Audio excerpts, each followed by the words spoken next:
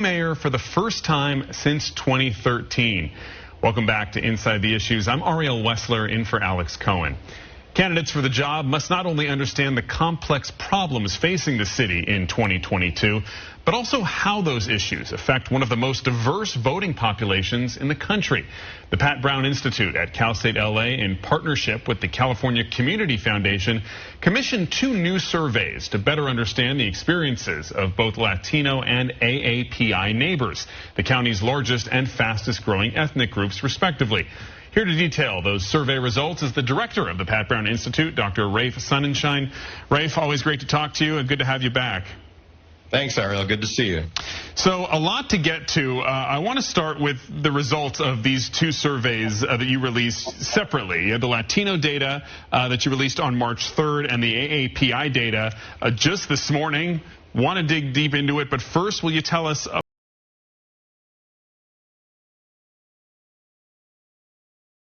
bigger project to survey 4 major groups, these 2 groups plus African Americans and Jewish voters, in order to do a deep dive with large samples into 4 of the principal political and social communities of the county. But we put these 2 together, and it's quite fortunate because these are communities that have had a long history of moving through immigration, have significant foreign-born populations, and a gigantic native-born population. So we're actually watching communities in motion as they develop, these 2 communities. And we don't think that the elected officials, the candidates, the public, even the media knows enough about these communities to really do a deep dive and really try to do some explaining. All right, well, let's dive in here. Let's talk about the results first from the Hispanic study. And I use that term because your data says 62% of those surveyed preferred that term to describe their ethnicity. They make up about 1/3 of registered voters in Los Angeles. Yet the survey also indicates little interaction between them and elected officials. So what did respondents say, and what is the implication for these mayoral candidates as they try to win votes? Well, first of all, the community did prefer Hispanic, but they were also very comfortable with Latino and Latina. Both of those were perfectly fine, but more picked Hispanic.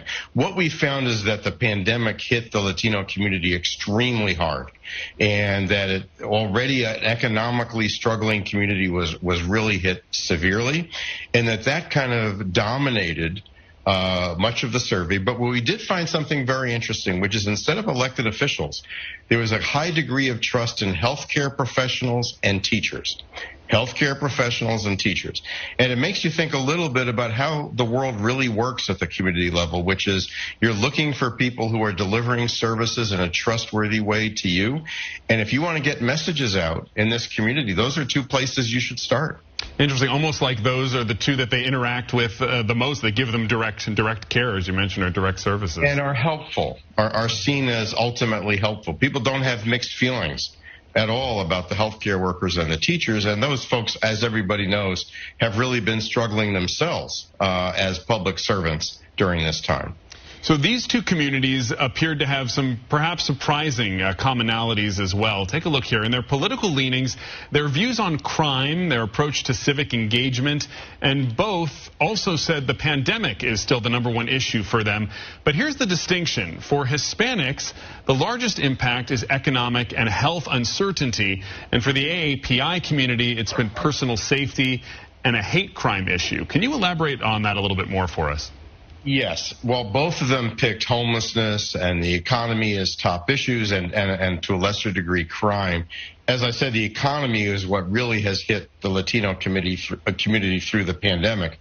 But in the AAPI community, the rise of concern about hate crimes, hate attacks, and discrimination is off the charts.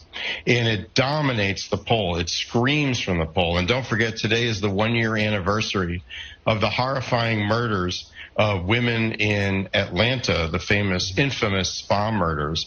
So there's already a great consciousness. But there, we saw numbers that 80% of AAPIs in LA County said anti-Asian racism has been serious. 2/3 are worried, some severely worried about hate crimes. Nearly a quarter of AAPIs reported being a victim of a hate crime, not always a crime in the traditional sense. It could also be verbal assaults and verbal confrontations. This is really very serious, and half say they experience racial discrimination in all kinds of settings, out in the streets and other places like that. So where we found economic stress and discrimination very greatly concerning Latinos and being short of savings in an emergency, we found this situation of anti-Asian prejudice and confrontations to be just jumping out of the survey.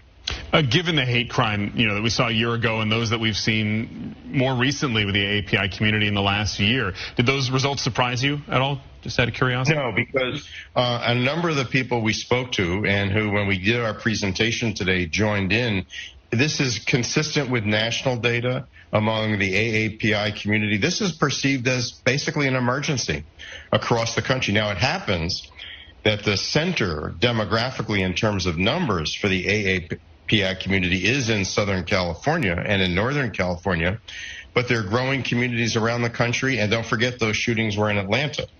So this is a national concern of this community, and it is just skyrocketed to the top. And sticking with that community, based on your data, the AAPI experience in the pandemic appears to have lit kind of a political fire, so to speak, in that community. They've become more active or enthusiastic about the 2022 midterms. Do you see that also translating here to our local elections?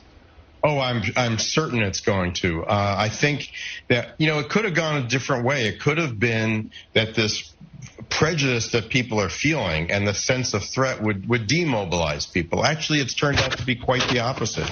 In fact, we found in the AAPI data that those who consider discrimination something they have experienced directly are more likely to participate, more engaged, more likely to vote.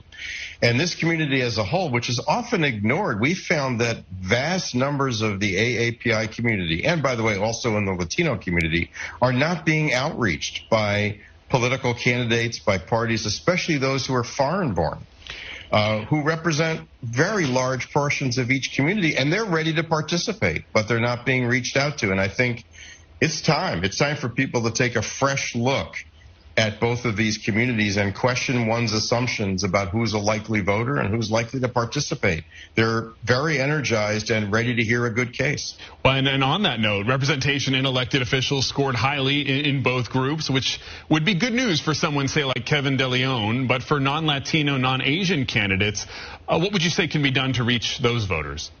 Well, I think you could say that people in both communities say they would like more representation from people from their own community, but they're also very attentive to issues.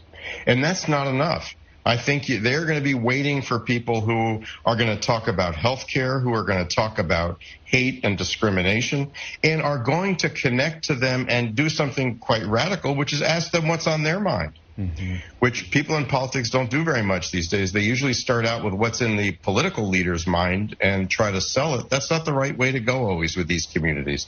So they're looking for people who will listen, participate with them, draw on them, and sometimes you'll be the first person talking to them in the political arena. And that's going to open up the political arena a lot in Los Angeles, we hope, from these surveys. And we just have about 30 seconds left, but recent national polls have pointed to Democrats losing ground with Latino voters. Yet your surveys, both ethnic groups, kind of indicate otherwise locally. I'm curious why you think we're seeing such a difference. Well, I've had a lot of questions about those national polls, because one reason we did large sample surveys is these large polls usually have pretty small samples of each of these communities. What we found, however, is a little bit more nuanced. We found very little support for the Republican Party in either community and very little support for the word conservative. We found good support for Democrats, good support for the word liberal, but we found a ton of people who were undecided, especially in the AAPI community. 45% or more in each nationality group consider themselves unaligned. So while the Republicans aren't making the inroads they think they are, the Democrats have not locked up either one of these constituencies, and they're in play. And I think that means it's on people to reach out to them more creatively than in the past. All right, a lot to think about. Dr. Rafe Sonnenschein, Director of the Pat Brown Institute at Cal State LA. Thank you for your time. My pleasure. By the way, the 4 Los Angeles mayoral candidates